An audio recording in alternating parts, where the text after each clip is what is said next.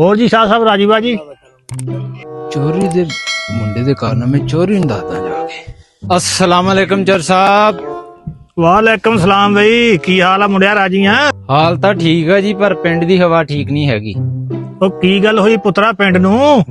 पिंड च ਜਿਹੜੀਆਂ ਵਾਰਦਾਤਾਂ ਹੋਈਆਂ, ਬੰਦੇ ਬੰਦੇ ਦੇ ਮੂੰਹ ਤੇ ਤੁਹਾਡੇ ਮੁੰਡੇ ਦਾ ਨਾਮ ਆਂਦਾ।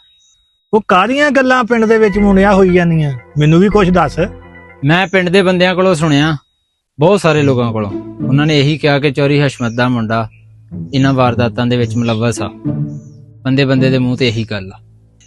ਇਹ ਤੇ ਯਾਰ ਬਹੁਤ ਸੋਚਣ ਵਾਲੀ ਗੱਲ ਆ, ਤੇ ਗੱਲ ਮਾੜੀ ਵੀ ਆ। ਚਲੋ ਪੁੱਛਦੇ ਆ ਉਹਨੂੰ, ਮੁੰਡੇ ਨੂੰ ਬੁਲਾ ਕੇ। ਜਾ ਆਓ ਫਲ ਗਿਆ ਘਰੋਂ, ਮੁੰਡੇ ਨੂੰ ਤਾਂ ਆਵਾਜ਼ ਮਾਰ ਕੇ ਲਿਆ। ਠੀਕ ਹੈ ਚੋਰ ਸਾਹਿਬ, ਮੈਂ ਬੁਲਾ ਕੇ ਲੈਣਾ। ਚੋਰੀ ਸਾਹਿਬ, ਤੁਹਾਨੂੰ ਵੱਡੇ ਚੋਰੀ ਸਾਹਿਬ ਬੁਲਾ ਰਹੇ ਆ। ਇਹ ਕੀ ਨਵਾਂ ਕੱਟਾ ਖੁੱਲ ਗਿਆ? ਬਾਪੂ ਨੂੰ ਕੀ ਲੋੜ ਪੈ ਗਈ ਮੇਰੀ? ਚਲੋ ਦੇਖਦੇ ਆਂ। ਹਾਂ ਵੀ ਅੱਬਾ, ਕੀ ਗੱਲ ਆ? ਮੈਨੂੰ ਕਾਹਤੋਂ ਬੁਲਾਇਆ? ਦੇਖ ਲਾ ਛੋਟਿਆ, ਮੈਂ ਤੈਨੂੰ ਕਿੰਨੀ ਵਾਰੀ ਕਿਹਾ ਵੀ ਇਹਨਾਂ ਨੂੰ ਸਮਝਾਇਆ ਕਰ। ਇਹਨਾਂ ਨੂੰ ਕਿੰਨੀ ਵਾਰੀ ਮੈਂ ਰੋਕਿਆ ਵੀ ਅਵਾਰਾ ਮੁੰਡਿਆਂ 'ਚ ਨਾ ਵਿਆਹ ਕਰਨ। ਆ ਬੋਲਣ ਦੀ ਤਮੀਜ਼ ਵੇਖੀ ਐ। ਆ ਇੱਕ ਹੋਰ ਅਲਾਂਭਾ ਆ ਗਿਆ ਤੇਰਾ। ਮੈਂ ਸੁਣਿਆ ਪਿੰਡ 'ਚ ਜਿਹੜੀਆਂ ਵਾਰਦਾਤਾਂ ਹੋਈਆਂ ਉਹ ਸਾਰੀਆਂ ਦੇ ਪਿੱਛੇ ਤੇਰਾ ਹੱਥ ਵਾ। ਸਾਰਾ ਪਿੰਡ ਹੀ ਗੱਲਾਂ ਕਰੀ ਜਾਂਦਾ ਤੇਰੀਆਂ। ਉਹ ਬੁੜਿਆ, ਆ ਤੈਨੂੰ ਕੌਣ ਆ ਕੇ ਪੁੱਠੀਆਂ ਸਿੱਧੀਆਂ ਮੱਤਾਂ ਦਿੰਦਾ ਰਹਿੰਦਾ? ਓਏ ਹਵਾ ਚੱਲੇ ਤੇ ਡੁੱਡਾਂ 'ਚ ਵੀ ਲੱਗ ਜਾਂਦੀ ਆ। ਲੋਕੀ ਗੱਲਾਂ ਕਤਿਓਂ ਸੁਣ ਕੇ ਆਏ ਆ ਤੇ ਗੱਲਾਂ ਹੋਣ ਡਈਆਂ ਵਾ।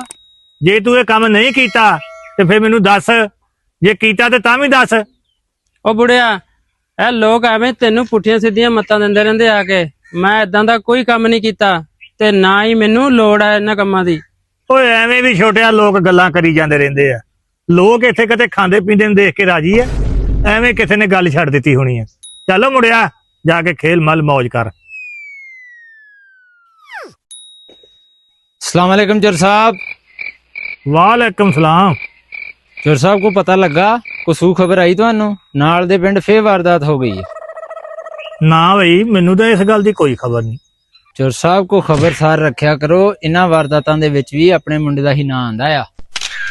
ਅੱਛਾ, ਮੈਨੂੰ ਤਾਂ ਲੱਗਦਾ ਇਹ ਮੁੰਡਾ ਸਾਡੀਆਂ ਪੱਗਾਂ ਰੋਲੂਗਾ ਬਈ। ਚੋਰ ਸਾਹਿਬ, ਮੈਂ ਤੁਹਾਨੂੰ ਪਹਿਲੇ ਵੀ ਦੱਸਿਆ ਸੀ ਕਿ ਆਪਣੇ ਮੁੰਡੇ ਦਾ ਬੈਣ ਖਲੋਣ ਚੰਗਿਆਂ ਬੰਦਿਆਂ 'ਚ ਨਹੀਂ ਹੈਗਾ। ਇਹਦਾ ਕੋਈ ਹੱਲ ਕਰੋ। ਚੋਰ ਸਾਹਿਬ, ਅੱਜ ਤੱਕ ਤੁਸੀਂ ਲੋਕਾਂ ਦੀਆਂ ਪਰਿਆਂ ਨਿਬੇੜੀਆਂ। ਅੱਜ ਮੈਨੂੰ ਲੱਗਦਾ ਕਿ ਕੱਲ ਨੂੰ ਤੁਹਾਨੂੰ ਕਿਸੇ ਪਰਿਆਂ 'ਚ ਜਾਣਾ ਪੈਣਾ। ਇਸ ਮੁੰਡੇ ਨੇ ਤਾਂ ਸਾਨੂੰ ਪਿੰਡ 'ਚ ਮੂੰਹ ਦਿਖਾਉਣ ਜੋਗਾ ਨਹੀਂ ਛੱਡਿਆ। ਲੱਗਦਾ ਮੈਨੂੰ ਹੁਣ ਕੁਝ ਕਰਨਾ ਹੀ ਪੈਣਾ।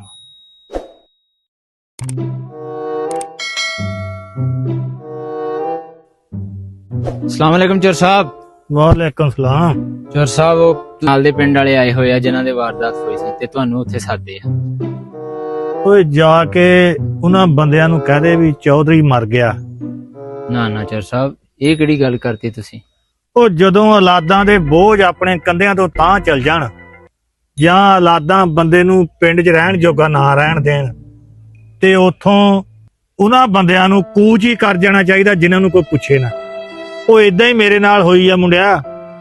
ਆ ਮੇਰੇ ਮੁੰਡੇ ਨੇ ਮੈਨੂੰ ਪਿੰਡ ਦੇ ਵਿੱਚ ਮੂੰਹ ਦਿਖਾਉਣ ਜੋਗਾ ਨਹੀਂ ਛੱਡਿਆ।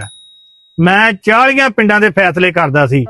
40 ਪਿੰਡਾਂ ਦੇ ਲੋਕ ਮੇਰਾ ਹਿਆ ਕਰਦੇ ਸੀ ਵੀ ਚੌਧਰੀ ਹਸ਼ਮਤ ਨੇ ਜਿਹੜੀ ਗੱਲ ਕਹਿਤੀ ਉਹ ਮੰਨ ਲੈਣੀ ਹੈ।